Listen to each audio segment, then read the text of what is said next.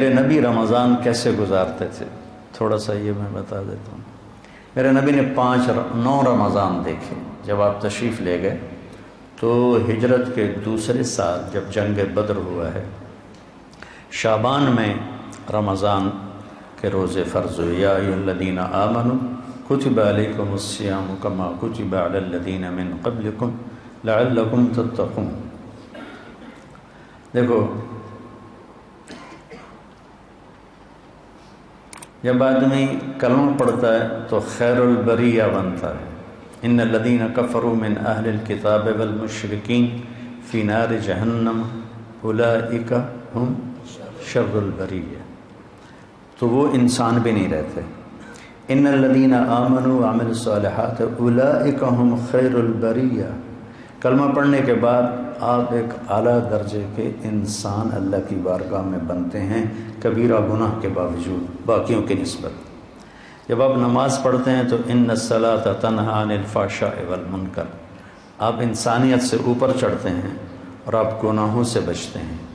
اور زکوٰۃ لتزکیہم بہا، زکوٰۃ اندر کا، چونکہ جب آدمی مال لگاتا ہے نا تو نفس ٹوٹتا ہے، نفس کے ٹوٹنے سے تزکیہ ہوتا ہے۔ تطہرہم بہا وتزکیہم، مال پاک ہوتا ہے اور نفس بھی پاک ہوتا ہے۔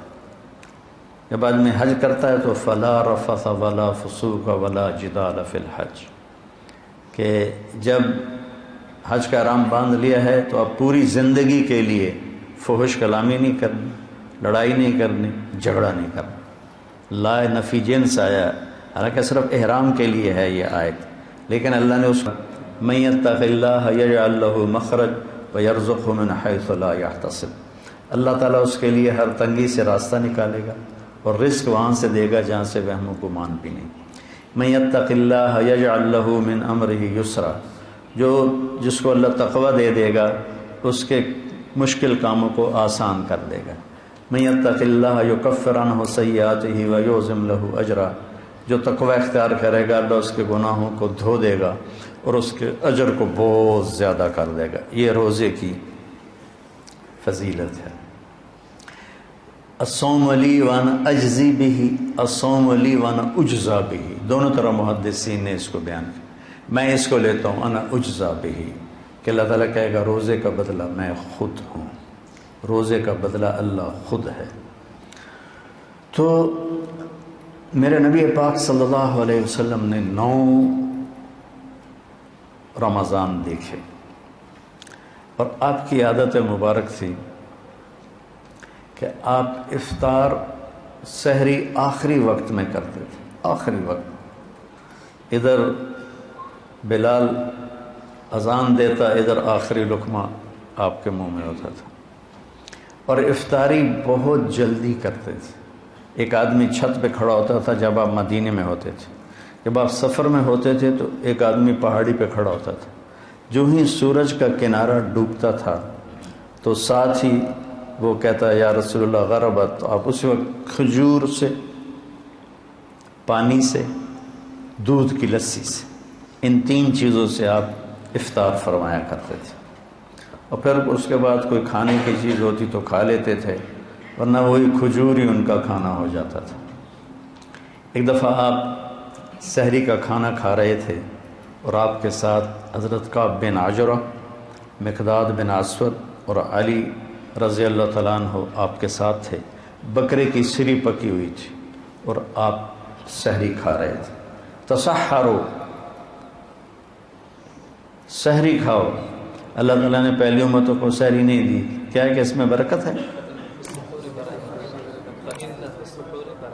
فَإِنَّ فِي السُّحُورِ بَرَكَةٌ، آپ نے سحری کو بابرکت قرار دیا، اور پہلی امتوں کو سحری نصیب نہیں تھی، ہمیں سحری کا اللہ تعالیٰ نے حکم دیا۔ تو حضرت بلال آئے اور آ کر کہنے لگے یا رسول اللہ لقد اصبحت، صبح ہو گئی ہے، آپ کھانا پینا چھوڑ دیں۔ جب کبھی بجلی نہیں ہوتی تھی گاؤں میں 70 کی دہائی میں، تو میں جب گھر آتا تھا تو گھر کی چھت، ہمارے گھر کی چھت بڑی، اور چھت پر چاروں طرف اندھیرا ہوتا تھا، میں صبح و صادق کی لکیر کو نکلتے دیکھتا تھا، اس کے بعد اب بجلیاں ہی بجلیاں ہیں، روشنیاں روشنیاں نظر نہیں آتی، لیکن وہ حتی یتبین لکم الخیط الابیض من الخیط الاسود، حضرت عمار بن یاسر نے یہ آیت سنی تو ایک دھاگا سفید ایک دھاگا کالا اپنے سرانے کے نیچے رکھ لی اور اس کو دیکھتے رہے اور کھاتے رہے، اور وہ تو ہم نے کہا تیری سحری تو بڑی لمبی ہو گئی، پھر یہ صبح صادق مراد ہے، صرف عربی جاننے سے آدمی نہیں سمجھتا جب تک کسی کی صحبت نہ ہو۔ تو یہ کہہ کر چلے گئے اذان دینے۔ اذان دینے کے لیے وہ ایک انصاری عورت کے گھر پر چڑھتے تھے، وہ چڑھنے لگے تو پھر واپس آئے تو دیکھا تو آپ کھا رہے تھے، انہوں نے کہا یا رسول اللہ واللہ لقد اصبحت، یا رسول اللہ اللہ کی قسم صبح ہو گئی، تو آپ نے اپنے ہاتھ اٹھا لی، کہا یا بلال ما اصبحنا، ابھی صبح نہیں ہوئی تھی لیکن تو نے قسم کھائی تو تیری قسم جھوٹی نہ پڑے، اللہ نے صبح صادق کو پہلے نکال لیا۔ اور حضرت علی نے فرمایا اگر بلال قسم نہ کھاتے تو جب تک ہمارے نبی کھاتے رہتے صبح صادق ہونی نہیں تھی۔ تو سحری میں آپ مختلف چیزوں سے، جو کی روٹی مل گئی، کھجور مل گئی، افطاری میں بھی یہ تھا، اور ایک روزہ بھی سب کا قضا ہوا، چونکہ یوم غیم اندازے سے روزہ افطار کرنا ہے، بادل والے دن روزہ افطار کرو جب تمہیں اندازہ ہو جائے کہ سورج غروب ہو گیا، تو سارے مدینے پر گہرے بادل تھے، تو سب نے سمجھا کہ سورج غروب ہو گیا تو سب نے افطار کر لیا، اللہ کے نبی نے بھی افطار کر لیا۔ تھوڑی دیر کے بعد بادل چھڑے تو سورج سامنے کھڑا ہوا تھا، پھر اس روزے کو پورے اہل مدینہ نے عید کے بعد اس کی قضا کی۔ اور رمضان میں آپ کی جو بڑی عبادت تھی وہ قرآن تھا۔ 3 دن 9 سال میں 9 رمضان میں صرف 3 دن آپ نے تراویح کی نماز پڑھی۔ کتنی رکعت پڑھی کوئی صحیح حدیث کوئی نہیں ہے، ٹھیک ہے،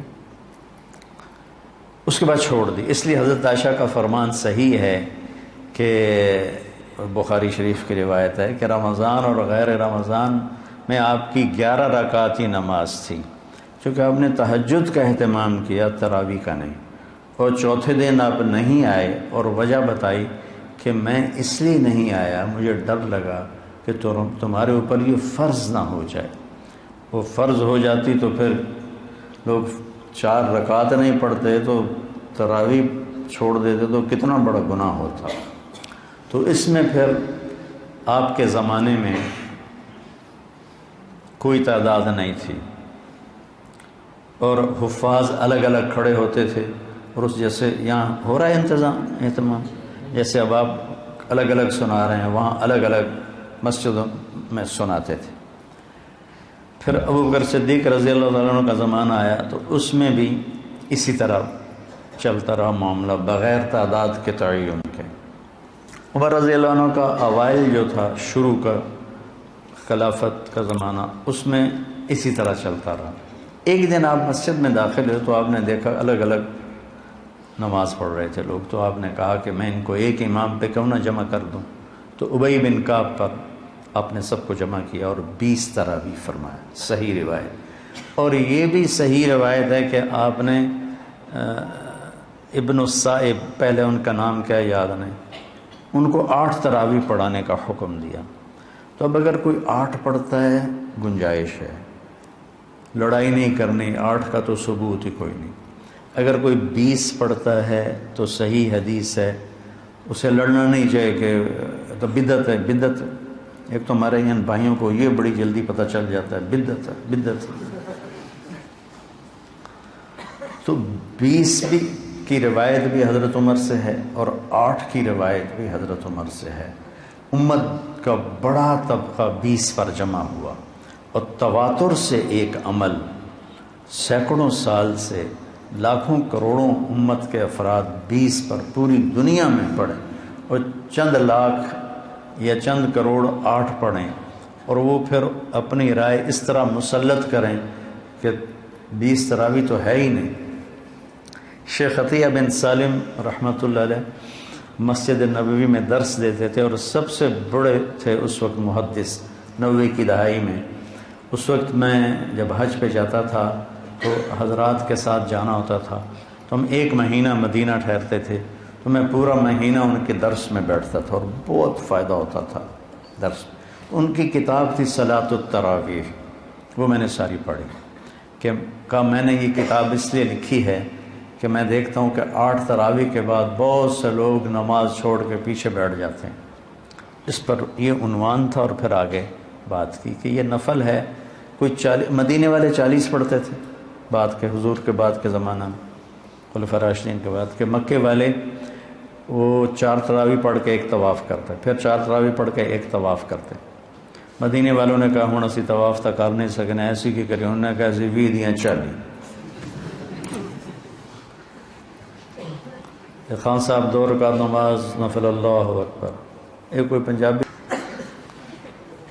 جو صحیح بات ہے تو 8 پڑھ لے، لڑو نہیں، 20 پڑھ لے، اپنے جو تم دیکھتے ہو امت کا تواتر اس پہ قائم رہو، اور اس بحث میں کبھی نہ پڑھنا کہ 8 رکعت نہیں ہیں۔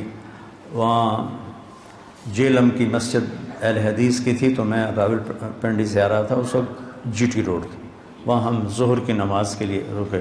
میں اندر داخل ہوا تو دروازے کے ساتھ ایک بہت بڑا ایک لگا ہوا تھا اشتہار کہ 20 تراویح ثابت کرنے والے کو 5 لاکھ روپے انعام۔ تو ایسی احمقانہ حرکتیں کرنے کے لیے زندگی نہیں ہے، تھوڑی سی ہے، اسے صحیح کام میں لگانا ہے۔ تو آپ کی عبادت 11 رکعت ہی رہی 9 سال، پورے 9 سال آپ کی عبادت 11 رکعت رہی۔ اور قرآن کا آپ دور فرماتے تھے جبریل کے ساتھ۔ رمضان میں جبریل آتے تھے، اب ایک قرآن غالباً جبریل سناتے ہوں گے، ایک قرآن اللہ کے نبی سناتے ہوں گے۔ جس سال آپ دنیا سے تشریف لے گئے اس رمضان میں آپ نے 2 قرآن سنائے، 2 دفعہ قرآن کا دور کیا۔ اور پھر لیلۃ القدر کے تلاش میں آپ نے 1 دفعہ پورا مہینہ اعتکاف کیا، پورا مہینہ۔ پھر اس کے بعد فرمایا کہ اس کو آخری 5 راتوں میں تلاش کرو، 21، 25، 21، 23، 25، 27، 29، اس میں اس کو تلاش کرو۔ اور آخری اشرا پہ اعتکاف بیٹھتے تھے، آپ کی مستقل سنت۔ ایک دفعہ آپ کا اعتکاف، آپ نے اعتکاف کسی وجہ سے نہیں کیا، وہ ایسا ہوا کہ حضرت عائشہ آپ کے اعتکاف میں بستر لے کر آ گئی، ان کو دیکھ کر حضرت زینب بھی بستر لے کر آ گئی۔ تو آپ نے دیکھا یہ سوکنیں تو آپس میں ہی لڑیں گی مسجد میں، تو آپ نے اعتکاف اٹھا دیا اور ختم کر دیا۔ اور پھر شوال میں آپ نے 10 دن اعتکاف کے گزارے۔ 1 دن کا اعتکاف 3 خندق جہنم سے دوری ہوتی، اور 1 خندق کا فاصلہ زمین آسمان کی مسافت کے برابر ہوتا ہے۔ تو اعتکاف آپ کی مستقل سنت تھی، اور اس میں آپ کی سخاوت بڑھ جاتی تھی۔ رمضان کا مہینہ سخاوت کا بھی ہے، آپ اجود الناس تھے۔ ان اللہ الاجود الاجود وانا اجودکم من بعدہ، اللہ سب سے بڑا سخی ہے، اس کے بعد سب سے بڑا سخی میں ہوں۔ تو اس میں کھانا کھلانا ماشاءاللہ، جب صحت اچھی تھی تو بہت رمضان اللہ کے فضل سے گزرے حرمین میں، تو وہ عربوں کی فطرت میں سخاوت، اجمیوں کی فطرت میں کنجوسی ہے، ہمیں سخاوت سیکھنی پڑتی ہے، عرب میں سخاوت فطری ہوتی۔ حاتم طائی سے کسی نے پوچھا اپنے سے بڑا سخی دیکھا؟ کہنے لگے ہاں، سخی جنت کے قریب ہے، سخی لوگوں کے قریب ہے، اور جہنم سے دور ہے، اور بخیل اللہ سے دور ہے، لوگوں سے دور ہے، جنت سے دور ہے، اور جہنم کے قریب ہے۔ تو اس میں صرف زکوٰۃ نہیں، زکوٰۃ کے اوپر بھی خرچ کرنا چاہیے۔ آپ بھی ایک دوسرے پہ چھوٹی موٹی، کسی کو کھجور کھلا دو، کسی کو کوئی شربت پلا دو، کسی کو کچھ کھلا دو، تاکہ آپ سخیوں میں آ جائیں۔ تو آپ کی رمضان میں ایک آپ کا روزہ، ایک آپ کی تلاوت مستقل، اور ایک آپ اعتکاف بیٹھتے تھے مستقل۔ جس سال آپ نے اعتکاف اٹھایا اس سال آپ نے اس کی قضا کی۔ پھر آپ کے رمضان میں جنگ بدر بھی ہے، آپ بدر کے لیے نکلے، 12 رمضان کو نکلے اور 17 کو یہ معرکہ ہوا اور آپ کامیابی کے ساتھ سرخرو ہو کر واپس لوٹے، اور اسی میں فتح مکہ ہوا۔ 8 رمضان کو آپ نکلے، 8 رمضان کو۔ تو عصفان پہنچ کر آپ نے سب کو دکھا کے پانی منگوایا اور اپنا روزہ توڑ دیا۔ پیچھے سے روزے رکھ رہے تھے، روزہ توڑ دیا۔ تو صحابہ نے بھی روزہ توڑ دیا۔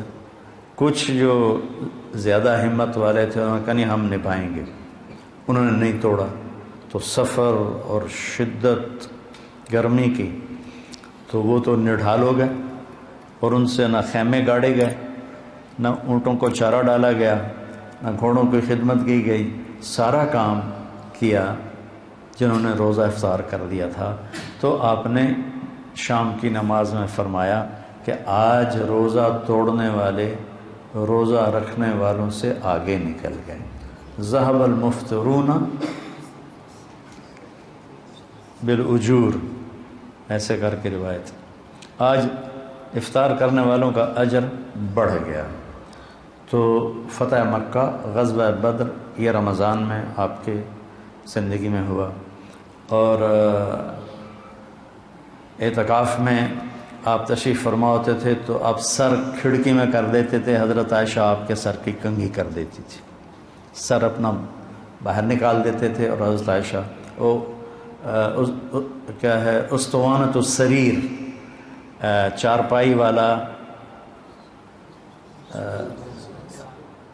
کیا اس کو کہتے ہیں، ستون، وہاں آپ کے لیے چارپائی بچھائی جاتی تھی، آپ اس پر آرام فرماتے تھے، تو اس کا نام ہے اسطوانۃ السریر۔ تو ساتھ ہی حضرت عائشہ کا حجرہ تھا، تو آپ اپنا سر اندر کر دیتے، چونکہ آپ نے ہمیشہ بڑے بال رکھے۔ جب آپ نے حج کیا تو آپ کے بال اتنے بڑے تھے کہ 4 گتیں اس کی بنائی گئیں، 4 گتیں، جیسے عورتوں کی 2 ادھر 2 ادھر، تاکہ بال بکھرے نہیں۔ لیکن عام طور پر آپ کے جو بال تھے یہ کان کی لو تک ہوتے تھے، ایسے کر۔ تو یہ میرے نبی کا رمضان ہے، اس کے ظاہری اعمال ہیں۔ اور ایک اندر کی بات ہے، وہ یہ ہے بیٹا کہ اپنے دل کو بغض سے صاف کرو، نفرت سے صاف کرو، حسد سے صاف کرو۔ یہ تمہارے دل کا روزہ ہے، تمہارے صدر سینے کا روزہ ہے۔ جس کسی سے لڑے ہوئے ہو اسے معاف کر دو، جس کسی کی نفرت ہے اس کو دل سے دھو دو، جس کسی کے ساتھ تمہارا معاملہ خراب ہے اس کو اللہ کے سپرد کر دو۔ جھگڑا کرنا، میرے نبی نے مدینے والوں سے کہا میرے بعد تمہیں تمہارا حق نہیں ملے گا، کیا کرو گے؟ تو کہا ہم تلوار اٹھائیں گے، اپنا حق لیں گے۔ آپ نے کہا اس سے اچھی بات بتاؤں؟ کہا جی کیا؟ کہا حق چھوڑ دینا، قیامت کے دن حوض کوثر پر آ کے مل لینا، سارے حق پورے کرا دو۔ تو یہ وعدہ صرف مدینے والوں سے نہیں ہے، ہر اس امتی سے ہے جو لڑائی سے بچنے کے لیے حق چھوڑ دے، اپنا حق چھوڑ دے اور جھگڑے کو دبا دے، تو اللہ کے نبی اس کے وکیل بن کر اللہ سے سب کچھ دلوائیں گے۔